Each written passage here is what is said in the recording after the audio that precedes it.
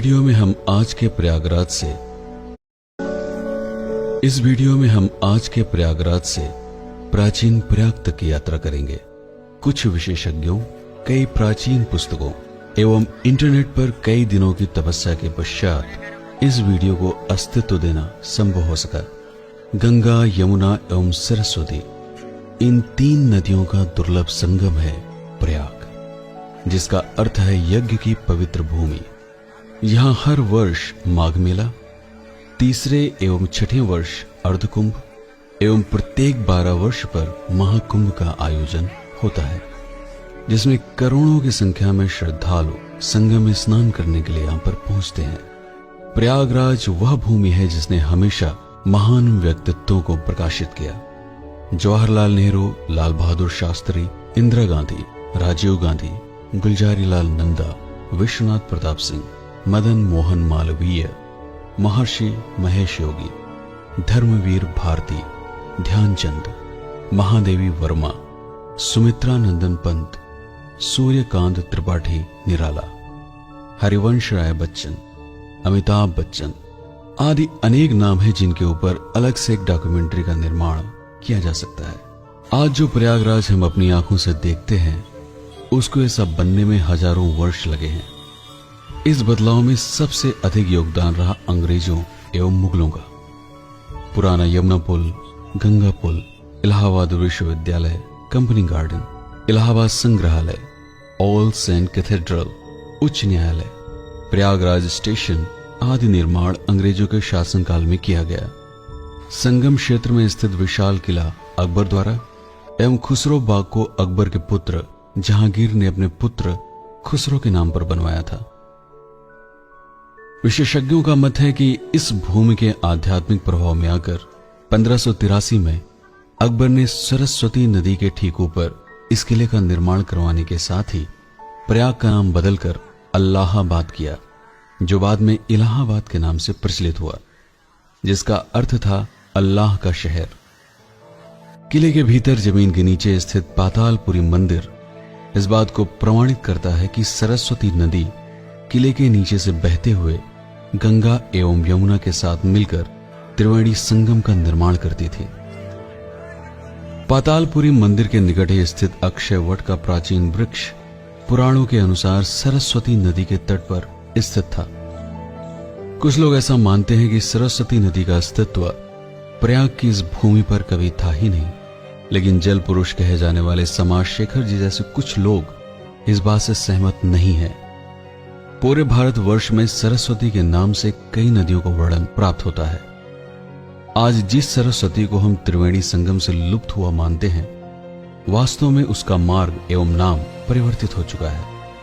अब जनभाषा में स्थानीय लोग इसे ससुर खदेरी नदी कहते हैं। आज यह नदी इलाहाबाद संगम से 10 किलोमीटर दूर करेल बाग से थोड़ा आगे सामिया माता मंदिर के निकट यमुना नदी में आकर समाहित होती है। किंतु अकबर इस भूमि से इतना प्रभावित क्यों था? ऐसा माना जाता है कि अपनी यात्रा के दौरान अकबर ने भारत के भिन्न भिन्न स्थानों पर हजारों वर्ष पूर्व महान आर्य प्रजाति की कई हतप्रभ कर देने वाली घटनाओं के बारे में सुना था। आर्यों के बारे में जानने की जिज्ञासा इतनी अधिक बढ़ गई कि उसने हिंदू धर्म के सभी वेद, पुराणों आदि का गहन अध्ययन किया। जब उसे पता चला कि आर्यों ने अपना प्रथम यज्ञ इसी भूमि पर किया था, तभी से उसने ये ठान लिया था कि इसी पवित्र भूमि पर अपना एक नया शहर स्थापित करेगा। तो आखिर ये आर्य थे कौन? इनसे अकबर इतना प्रभावित क्यों हुआ? इस प्रश्न के समाधान में ही आपको रामायण, महाभारत, वेद, पुराण आदि को लेकर जो भी तार्किक प्रश्न मन में उठते हैं, उन सभी के उत्तर प्राप्त होंगे। प्राचीन काल में भारत को आर्यवर्त कहा जाता था, क्योंकि हिंदू धर्म के मूल संस्थापक आर्य भारत के अलग अलग भागों में वास करते थे। अपनी कौशल एवं ज्ञान से जिन्होंने भारत को विश्व गुरु के रूप में विख्यात किया। 3 नदियों के इस दुर्लभ संगम पर आर्यों ने प्रथम यज्ञ करके एक नई सामाजिक विधा का प्रारंभ किया, इस प्रतिज्ञा के साथ कि नदी, पशु पक्षी, वृक्ष आदि को उतना ही सम्मान दिया जाएगा जितना किसी मनुष्य को प्राप्त था। यह प्रजाति अपने शब्दों पर ही अपने जीवन का संचालन करती थी। एक बार प्रण लेने के पश्चात प्राण त्यागने तक उसका पालन किया जाता था। अन्य प्रजातियों की तुलना में आर्य समाज के नियम बहुत ही कठोर थे, किंतु इन नियमों के कारण यह समाज हमेशा उत्कृष्ट एवं विकसित होता गया। इसलिए दूसरे समाज के लोग इन्हें देवता तुल्य मानते थे एवं इनके द्वारा किए गए प्रत्येक कार्यों को किस्से कहानियों के रूप में अपने बच्चों को सुनाया करते थे, ताकि वह भी आर्य की तरह बन सके। पूरे भारतवर्ष में नदियों के किनारे, पहाड़ों के ऊपर आदि सुदूर जगहों पर जहां भी आ गए, इनके गुणों व कौशलों से प्रभावित होकर वहां के रहने वाले लोगों ने इन्हें भगवान स्वरूप माना। अपने समाज को इनके जैसा बनने के लिए प्रेरित करने हेतु इन्हीं के नाम से वहां पर मंदिरों की स्थापना भी की। आर्य प्रजाति अन्य जातियों से कई कौशलों में निपुण थे।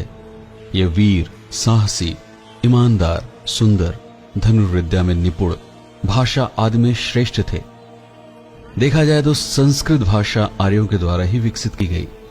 इनके पास वह कला थी जिससे पत्थरों को तराश कर उसे पानी में तैरने योग्य बना लेते थे। आर्य जानवरों को प्रशिक्षण देने में बहुत निपुण थे।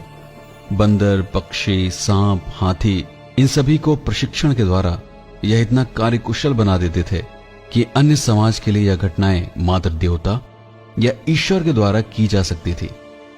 वेद, पुराण, उपनिषद आदि के रचयिता आर्य ही थे।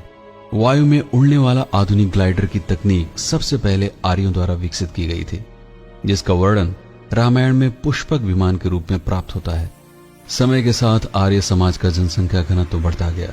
आर्य वह मनुष्य थे जो समय के साथ अपने नियमों में बदलाव भी करते थे, क्योंकि उन्हें पता था कि 100 साल पहले जो नियम बनाया गया था, परिस्थितियां बदल जाने से उन नियमों में संशोधन की आवश्यकता होगी। अधिक जनसंख्या बढ़ जाने के बाद समाज को कई वर्गों में विभाजित किया गया। वह लोग जो शक्तिशाली थे एवं समाज की रक्षा एवं उसका विस्तार कर सकने में सक्षम थे, उन्हें क्षत्रिय कहा गया। जो वेद, पुराण, उपनिषद आदि के द्वारा समाज के लोगों को ज्ञान एवं नैतिकता की शिक्षा देने के योग्य थे, वह ब्राह्मण हुए। व्यापार आदि कार्यों में कुशल लोगों ने वैश्य समुदाय का वर्ण किया। कृषि एवं जानवरों की देखभाल से संबंधित कार्य शूद्रों द्वारा चुना गया। यह विभाजन प्रत्येक व्यक्ति की कुशलता, दक्षता व श्रम शक्ति के आधार पर किया गया था, किंतु धीरे धीरे यह जन्म प्रधान होता गया। अर्थात जो व्यक्ति जिस कार्य में कुशल था, वह अपने आने वाली पीढ़ियों को उसी कुशलता में दक्ष करके अपने वंशानुक्रम को आगे बढ़ाता था। यह विभाजन काफी लाभदायक रहा, क्योंकि अब कार्यों को करने में होने वाला विवाद समाप्त हो चुका था। हजारों वर्षों तक इस विभाजन ने समाज को निरंतर विकसित किया, किंतु आर्य यह जानते थे कि एक समय के बाद इस नियम को नष्ट होना होगा, क्योंकि हर पीढ़ी अपने पूर्वजों की जितनी ही कुशल हो या उसी कार्य को चुने, यह आवश्यक नहीं था। इस वर्ण व्यवस्था से ही राजतंत्र का उदय हुआ। समाज के द्वारा स्वयं एक राजा का चुनाव किया गया, ताकि रोजमर्रा के कामों में होने वाले छोटे छोटे विवादों को निपटाने के लिए किसी एक व्यक्ति के पास जाकर सही और गलत का निर्णय लिया जा सके। इसके लिए राजा के पास ब्राह्मणों का एक समूह होता था, जो उचित अनुचित का परामर्श देता था। उन दिनों समाज में वस्तु के बदले वस्तु के लेन देन का प्रचलन था। ज्यादातर विवाद इसी विषय को लेकर होते थे। आखिर यह कैसे तय किया जाता कि कोई वस्तु किसी अन्य वस्तु की कितनी मात्रा के बराबर है? एक गाय का मूल्य कितने किलो अनाज के बराबर होगा? तब मुद्रा सिद्धांत का जन्म हुआ। उसके लिए किसी ऐसी वस्तु को आधार बनाया जाना था जो दुर्लभ हो एवं समय के साथ उसमें कोई बदलाव न हो। कई धातुओं के सिक्कों का चयन किया गया, लेकिन चांदी व सोने के सिक्के तांबा, एल्यूमिनियम व लोहे के सिक्कों से अधिक सफल सिद्ध हुए, क्योंकि ये जंग आदि क्षय से मुक्त थे। मुद्रा सिद्धांत ने भारत को विश्व व्यापार का केंद्र बना दिया, क्योंकि भारत प्राकृतिक संसाधनों से परिपूर्ण था। आर्यों द्वारा विकसित किया गया ज्योतिष, योग एवं आयुर्वेद का ज्ञान प्राप्त करने हेतु दूर दूर से लोग यहाँ पर आते थे और बदले में स्वर्ण एवं चांदी की मुद्राओं से यह ज्ञान प्राप्त करते थे। निश्चित ही उस समय हम विश्व गुरु थे और संपूर्ण दुनिया का सोना हमारे पास आने लगा था। भारत सोने की चिड़िया ऐसे ही नहीं बना था। हमने पूरे विश्व को ज्ञान बेचकर सोने का भंडार खड़ा किया था। इसके चिन्ह विश्व के अलग अलग देशों की सभ्यताओं में दृष्टिगोचर होते हैं। Nepal, Bhutan, Bangladesh, Sri Lanka, Indonesia, Singapore, Thailand, Mauritius आदि कई देशों में आज भी हिंदू सभ्यता जीवित है। क्योंकि संपूर्ण विश्व का सोना हमारे पास आ रहा था, इसलिए वह देश जहां पर कोई भी प्राकृतिक संपदा नहीं थी, उनका ध्यान हमारी तरफ केंद्रित होना स्वाभाविक था। अफगानिस्तान, बलूचिस्तान, अरब, इराक आदि देशों के वह लोग जिनका जीवन यापन जानवरों के मांस पर होता था, उन्होंने भारत की तरफ पलायन करना शुरू किया। उनका धर्म यही सिखाता था कि मनुष्य के लिए ही ईश्वर ने जानवरों का निर्माण किया है, इसलिए स्वयं को जीवित रखने हेतु यदि जानवरों को मारकर खाना पड़े तो यही धर्म है। यदि वह इसे धर्म के रूप में स्वीकार नहीं करते तो रेगिस्तान में जिंदा रहने का उनके पास और कोई विकल्प नहीं था। चूंकि आर्य जिज्ञासु प्रवृत्ति के थे, इसलिए उन्होंने दूसरे धर्म के लोगों को अपने समाज में उचित स्थान दिया। इनका वक्तव्य था वसुधैव कुटुंबकम, अर्थात संपूर्ण विश्व ही एक परिवार है। यदि आप सीखने के मार्ग पर हों तो विविधता हमेशा आपको आकर्षित करती है, क्योंकि आपके ज्ञान को और अधिक उत्कृष्ट करने के साथ ही उसे विस्तार भी देती है। इन्होंने फारसियों से सीखा, तुर्कों से सीखा, ईरानियों से सीखा और सभी को अपने समाज में सम्मिलित कर लिया। यही कारण है आज भारत में यह विविधता दिखाई पड़ती है, क्योंकि आर्य चतुर नहीं थे, चालाक नहीं थे, झूठ नहीं बोलते थे, किसी का अहित नहीं करते थे और सरलता से दूसरों पर विश्वास कर लेना ही इनकी प्रवृत्ति थी। इसी ने आगे चलकर उन क्रूर लोगों को प्रोत्साहित किया जिनका धर्म ही था यदि आपके पास कोई संसाधन न हो तो जिनके पास है उनको मारकर छीन लो। आर्यों के कई उदाहरण आपको मिलेंगे। सरयू अथवा घाघरा नदी के तट पर जन्मे अवध नरेश श्री राम, यमुना नदी के किनारे जन्मे द्वारिकाधीश श्री कृष्ण, राजा हरिश्चंद्र, गौतम बुद्ध आदि।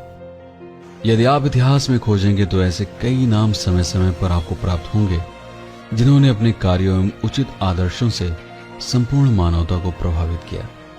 वह प्रभाव इतना गहरा था कि आज भी हमारे हृदय में उनकी छवि ईश्वर के समतुल्य है। निश्चय ही आर्य महान थे, आर्यों से ही हमारा सृजन हुआ, किंतु समय के साथ तथ्यों में इतना अधिक बदलाव हुआ कि सत्य क्या है और कल्पना क्या, इन दोनों में अंतर करना बहुत कठिन हो गया। किसी घटना की सबसे सरल व्याख्या ही सबसे सटीक व्याख्या कही जाती है। हम आशा कर सकते हैं कि इस नवीन नामांकन के साथ प्रयाग का पुनर्जन्म हुआ है, पर क्या इसी के साथ हमारे भीतर मूल रूप से निष्क्रिय पड़ा आर्य जीवित हो पाएगा? यदि ऐसा हो तो प्रयागराज एक बार पुनः पूरे आर्यवर्त का प्रतिनिधित्व कर सकने में पूर्ण रूप से सक्षम होगा। इस वीडियो को बनाने में इसी बात का ध्यान रखा गया है कि चमत्कारिक शक्तियों का संदर्भ न प्रकट किया जाए। आशा है आपको यह वीडियो पसंद आया होगा। भविष्य में इस तरह के तर्कपूर्ण वीडियो और प्रकाशित होते रहेंगे। निश्चय ही आपको यह वीडियो लोगों के साथ शेयर करना चाहिए। वीडियो को लाइक करना मत भूलिएगा।